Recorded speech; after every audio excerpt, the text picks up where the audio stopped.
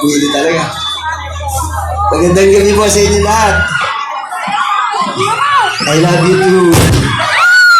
I love you too, Dad. Ayan, magandang gabi po sa inyo lahat. At nakakatuwa, napakarami natin. Tapos na magsalita yung mga counselor natin, pero gusto ko lang pong sabihin sa inyo, tatlong bago na ako kompleto sa ating lineup ko, sa bagong tindawan tinda. Andiyan po si Captain Lee Felix, ang dati nating kapitan. Siyempre nandiyan ang kapatid ni Bubu, si Isaac Hiram, Romboy San Juan, at siyempre ang Ahon Party List, yung po.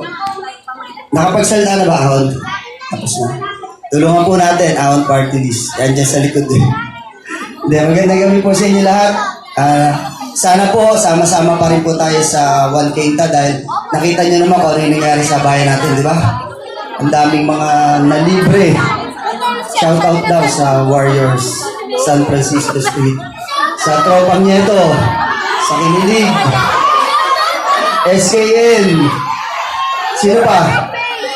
Tropang Nieto, Zumba Ladies, yung mga sumeksi sa pagzuzumba, pero malakas pa rin kumain pagkatapos.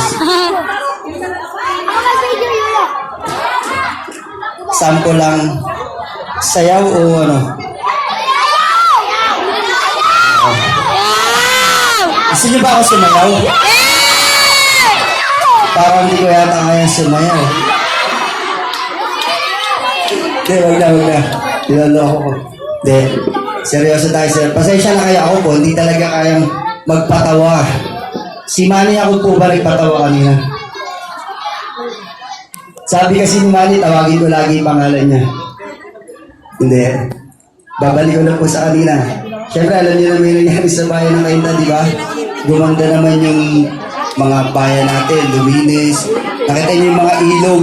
Yung kahit may bahay sa ilog, pinaalis na Mayor Kit, inalis yung mga nakatira doon. Pero siyempre, binigyan niya ng bahay, binigyan ng sariling lupa para mas magaling yung, mas madali yung pagdali ng tubig natin.